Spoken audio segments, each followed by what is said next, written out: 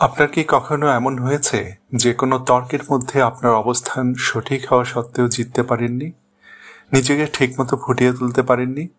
আপনি যত বেশি ব্যাখ্যা করেছেন তত বেশি প্রতিপক্ষের তুলনায় পিছিয়ে পড়েছেন এবং শেষমেশ বাকি সবাই বলেছে যে আপনার প্রতিপক্ষের অবস্থানই সঠিক ছিল। বাস্তবতা হচ্ছে অন্য যে কোনো বিষয়ের মতো তর্কে জেতার জন্যও কিছু সূক্ষ্ম কৌশল জানতে হয়। এসব কৌশল রপ্ত করলে আপনিও এখন থেকে যে কোনো তর্কে ট্রাম্প কার্ডের মতো এসব কৌশল খেলতে পারবেন এবং তর্কে জিতে যাবেন। সামাজিক জীব হিসেবে আমাদেরকে সারাক্ষণ আমাদের চারপাশের মানুষগুলোর সঙ্গে আলোচনা, তর্ক ও দর কষাকষি করতে হয়। আপনার শিশুকে স্মার্টফোন রেখে দিতে রাজি করানো থেকে শুরু করে কোথাও বেড়াতে যাওয়ার ক্ষেত্রে আপনার পছন্দের জায়গা বেছে নেওয়ার জন্য বন্ধুকে রাজি করানো, এমনকি বসকে বেতন বাড়াতে রাজি করানো পর্যন্ত প্রতিটি ক্ষেত্রে দর কষাকষি করতে হয়। আজকের আলোচনায় আমরা জেরি স্পেন্সের লেখা how to argue and win every time বইটির সাহায্য নেব।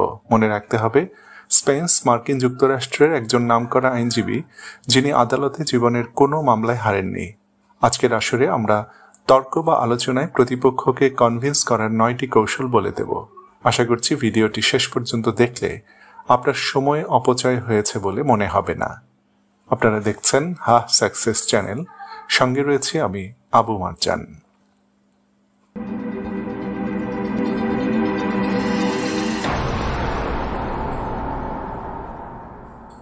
প্রথম কৌশল, প্রতিপক্ষকে স্মার্টলি অভিযুক্ত করুন। এই কৌশলটি প্রয়োগ করে আপনি সহজেই আপনার প্রতিপক্ষকে ঘায়েল করতে পারবেন। কৌশলটি এরকম: আপনি আলোচনার ফলাফলকে এক কথায় বা এক বাক্যে প্রতিপক্ষের ওপর চাপিয়ে দেবেন। দেখবেন সঙ্গে সঙ্গে আলোচনা আপনার পক্ষে চলে আসবে, কারণ প্রতিপক্ষকে আগে একথা প্রমাণ করতে হবে যে আপনি তার বিরুদ্ধে যে অভিযোগ এনেছেন তা ভুল। এরপর তাকে মূল আলোচনায় আবার নতুন করে ঢুকতে হবে। একটি উদাহরণ দেই, তাহলে বিষয়টি পরিষ্কার হয়ে যাবে। যেমন ধরুন, আপনি বললেন, যে ব্যক্তি আমার এই পরিকল্পনার বিরোধিতা করবে সে আসলে দুর্নীতি ও মানি লন্ডারিং এর পক্ষ নিতে চায়। এই কৌশলের ফলাফলটি এরকম: আপনি যা বলবেন, কেউ তার বিরোধিতা করলেই আপনি তার জন্য একটি মারাত্মক দোষে দুষ্ট হওয়ার অভিযোগ দিয়ে রেখেছেন। ফলে প্রতিপক্ষকে আপনি মূল আলোচনায় প্রবেশের সুযোগ না দিয়ে তার নীতি নৈতিকতা নিয়েই প্রশ্ন তুলে দিয়েছেন।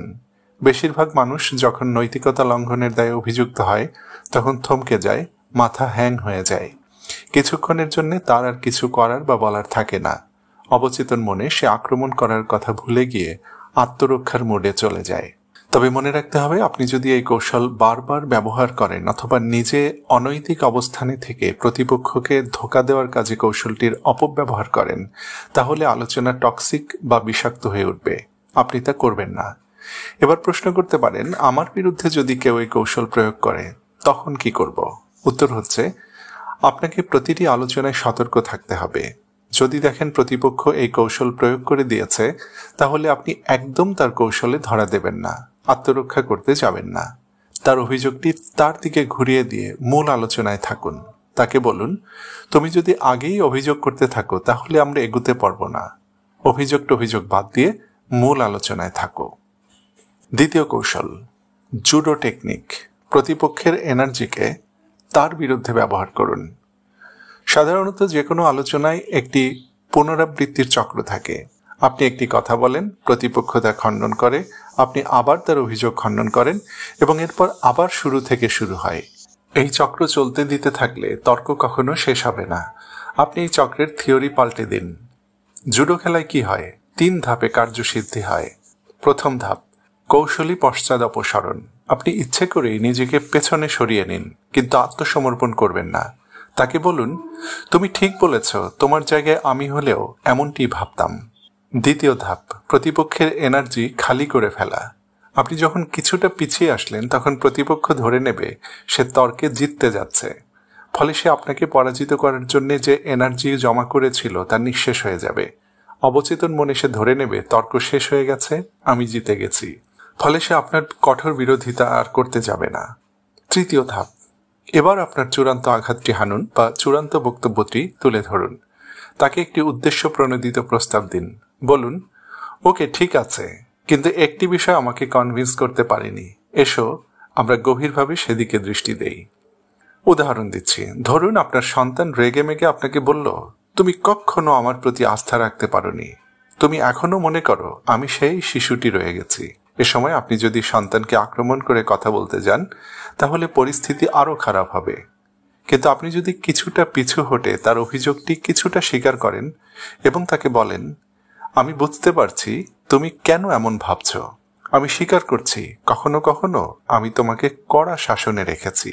একথা বললে আপনার সন্তান ভাববে তার মনের দুঃখ আপনি কিছুটা হলেও বুঝেছেন। এর ফলে তার রাগ অনেকাংশে প্রশমিত হবে, তার আক্রমণাত্মক এনার্জি খালি হয়ে যাবে। এরপর একটি কিন্তু বলে আলোচনা আপনার নিয়ন্ত্রণে নিয়ে আসুন।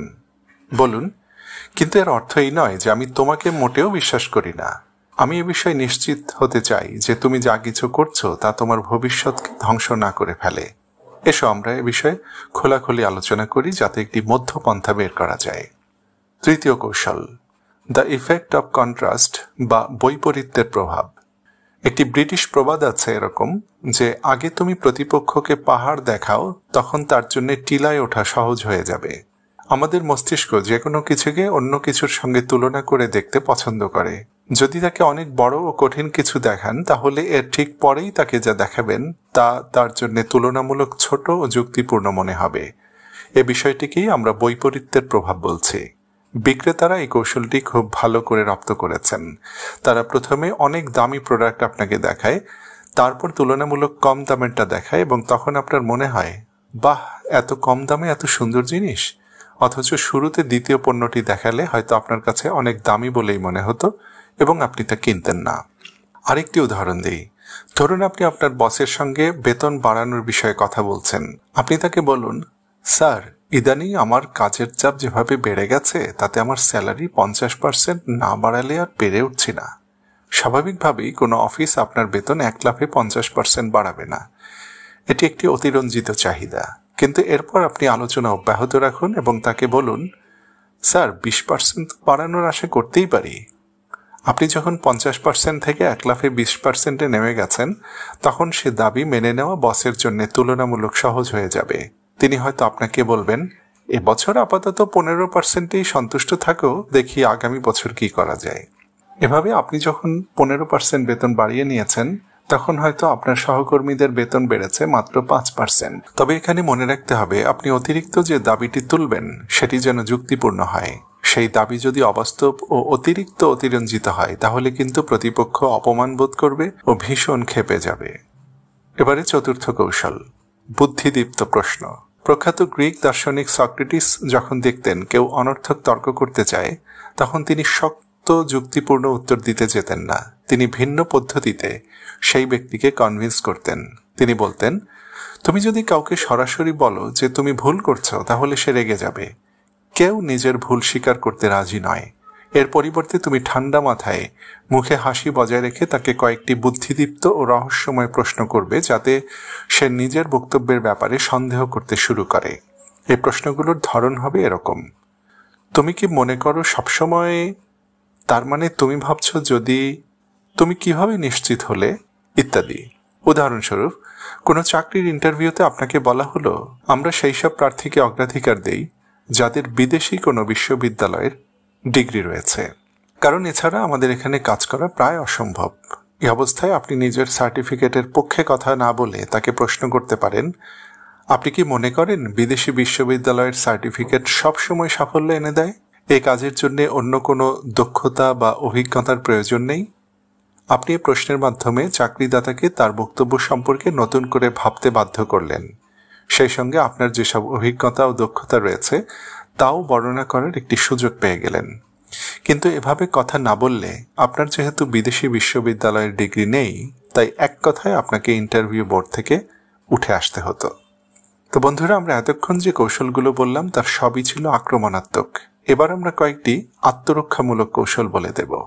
পঞ্চম কৌশল, প্রতিপক্ষের মিষ্টি মিষ্টি লোক ভোলানো কথার ব্যাপারে সাবধান। এ ধরনের কথা অনেক যুক্তিপূর্ণ ও মধুময় মনে হয়, কিন্তু একটু গভীরভাবে চিন্তা করলে দেখবেন মিষ্টি মিষ্টি বল ছাড়া এর পেছনে আপনার জন্য কোনো স্বার্থ নেই। মনে করুন আপনাকে কেউ বলল, আরে ভাই, এখন তো সবাই ডিজিটাল কারেন্সিতে পুঁজি বিনিয়োগ করছে, এই কারেন্সির ভবিষ্যৎ অত্যন্ত উজ্জ্বল। অথবা আপনার কোনো বন্ধু অপর এক বন্ধুর প্রশংসা করে বলল, তুমি তার উপর পূর্ণ আস্থা রাখতে পারো, তাকে সন্দেহ করার কিচ্ছু নেই। আমাদের সব বন্ধু তার সম্পর্কে এই একই কথা বলে।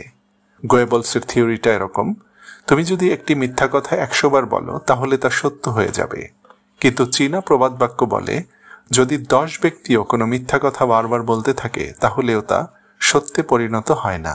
তাই কারো মিষ্টি মিষ্টি মিথ্যা কথা শুনলেই তার কথায় কনভিন্স হয়ে যাবেন না। আপনার নিজের অভিজ্ঞতা লব্ধ জ্ঞান খাটিয়ে বুঝতে হবে সে সত্য বলছে নাকি তার গাল ভরা বুলির পেছনে সত্যের লেশমাত্র নেই। ষষ্ঠ কৌশল, প্রতিপক্ষকে আবেগ নিয়ে খেলতে দেবেন না। রাগ, ক্ষোভ, কান্না, চোখের পানি, চিৎকার দিয়ে গগনবিদারী আওয়াজ তুলে কোনো সমস্যার সমাধান করা যাবে না। এসবের মাধ্যমে কোনো কিছু প্রমাণ করাও সম্ভব নয়। যেমন ধরুন, আপনার বন্ধু আপনাকে বলল, এত বছরের বন্ধুত্বের প্রতি যদি তোমার বিন্দুমাত্র সম্মান থাকে তাহলে আমার এই বক্তব্যের বিরোধিতা করা তোমার উচিত হবে না। এই বাক্যটি যতটা না যুক্তিপূর্ণ তার চেয়ে বেশি আপনার আবেগকে কাজে লাগানোর ফন্দিতে ভরা। যদি কেউ এভাবে আপনার আবেগ নিয়ে খেলতে চায় তাহলে সাবধান থাকুন। এ ধরনের কথা তখনই বলা হয় যখন মূল বক্তব্যে কোনো প্রাণ থাকে না। আপনি এ ধরনের পরিস্থিতিতে মাথা ঠান্ডা রেখে তাকে বলুন, আমি জানি তুমি রাগ করেছ, কিন্তু আমি এ বিষয়ে আরও যুক্তিপূর্ণ বক্তব্য শুনতে চাই। সপ্তম কৌশল, প্রতিপক্ষকে ছোটখাটো বিষয়ের ব্যাখ্যা দিতে বাধ্য করুন। অনেক মানুষ আছে যারা আপনাকে কনভিন্স করার জন্য কোনো বিষয়ে বক্তব্য দিতে গিয়ে মোটা দাগে কিছু কঠিন কথা বলে দেবে। আপনি যদি তখন সাবধান না থাকেন তাহলে সে আপনাকে এমন এক খেলার মাঠে নিয়ে যাবে যেখানে গিয়ে আপনি খেই হারিয়ে ফেলবেন। তখন আপনি যেমন কোনো কিছু প্রমাণ করতে পারবেন না, তেমনি কোনো কিছু প্রত্যাখ্যান করাও আপনার জন্য সহজ হবে না।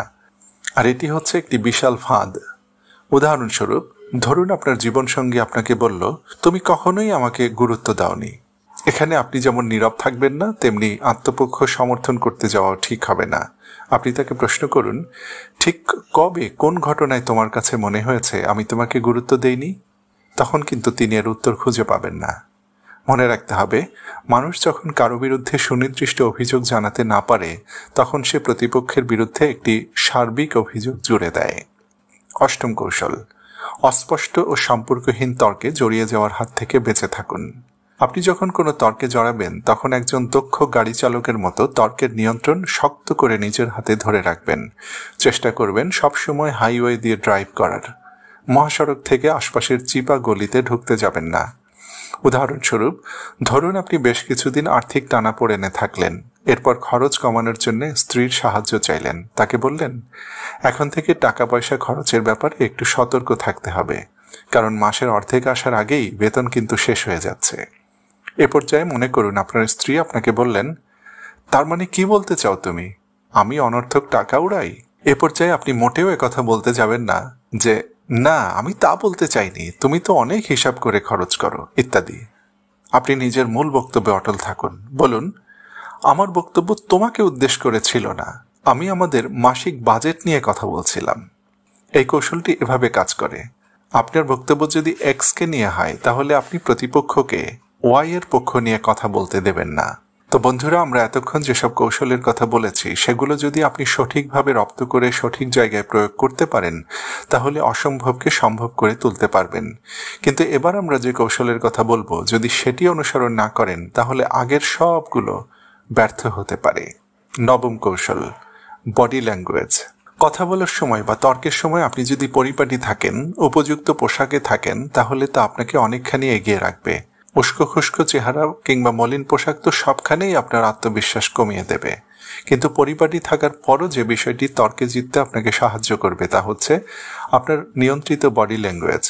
যখন শান্ত ও নির্বিঘ্ন থাকবেন তখন আপনার মস্তিষ্ক শান্ত থেকে সঠিকভাবে আপনাকে দিক নির্দেশনা দিতে পারবে।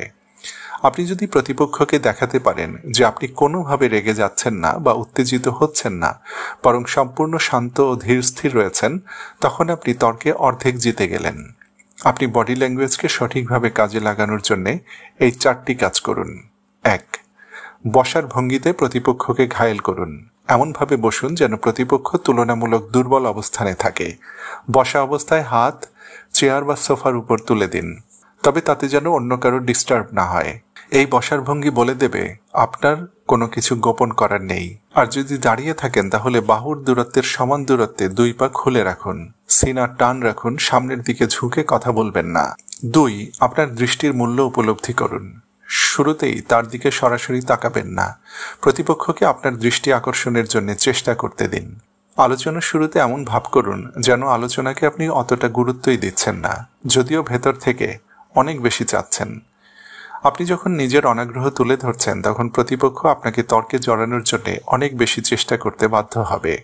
এরপর আপনি যখন আপনার সবচেয়ে গুরুত্বপূর্ণ ও মূল কথাটি বলতে যাবেন তখন সরাসরি তার চোখের দিকে গভীর দৃষ্টিতে তাকান, তবে 1 থেকে 2 সেকেন্ডের বেশি নয়। আপনার এই দৃষ্টি জাদুর মতো কাজ করবে এবং আপনার মূল বক্তব্যের শক্তি কয়েক গুণ বাড়িয়ে দেবে। অপরের দৃষ্টি আকর্ষণ করতে পারার সাফল্য আমাদের মস্তিষ্ক তাড়িয়ে তাড়িয়ে উপভোগ করে। এ বিষয়টিতে প্রতিপক্ষ অনেকাংশে ঘায়েল হয়ে যাবে। 3. নিয়ন্ত্রিত অঙ্গভঙ্গি। কিছু অঙ্গভঙ্গি কোনো অবস্থায় করবেন না। হাতে হাত ঘষা, হাতে কলম নিয়ে নড়াচড়া করা, পা নাড়ানো, মুখের সঙ্গে হাত ঘষা ইত্যাদি কাজ তর্কের সময় আপনার মূল্য কমিয়ে দেবে। এ ধরনের অঙ্গভঙ্গি পরোক্ষভাবে আপনার দুর্বল অবস্থানের প্রমাণ বহন করবে। এর পরিবর্তে আগেই বলেছি, ধীর স্থির ও শান্ত থাকার চেষ্টা করুন। 4. নিঃশ্বাস প্রশ্বাস। জবাব দেওয়ার আগে গভীর নিঃশ্বাস এবং কথা বলার সময় ছোট ছোট বিরতি দিলে আপনার উপর মানসিক চাপ কম পড়বে। এর ফলে আপনি নিজের জবাব সঠিকভাবে প্রস্তুত করারও সুযোগ পাবেন। এক নিঃশ্বাসে সব কথা বলে ফেলতে গেলে সে সুযোগ আপনি পাবেন না।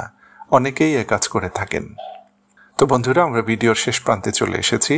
এখানে একটি বিষয় বলতে চাই, আমরা যেসব কৌশল আজ শেখালাম তার প্রতিটির আলাদা আলাদা ধরন ও ভঙ্গি রয়েছে। আপনি কার সঙ্গে কথা বলছেন এবং কোন পরিস্থিতিতে তর্ক করছেন সেটা সঠিকভাবে উপলব্ধি করে সঠিক জায়গায় সঠিক কৌশলটি প্রয়োগ করতে হবে। এবার আপনার পালা। বলুন, আপনি এতদিন তর্ক করতে গিয়ে পরাজিত হলে কি করতেন? আজকের 9টি কৌশলের কোনটি আপনার সবচেয়ে কার্যকর মনে হয়েছে? কমেন্টের ঘরে লিখে জানান। তাতে যারা ভিডিওটি দেখলেন তাদের সবার শেখাটি পূর্ণতা পাবে। ভিডিওটিতে লাইক দেওয়ার জন্য অনেক ধন্যবাদ। আজ আর নয়, ভালো ও সুস্থ থাকুন।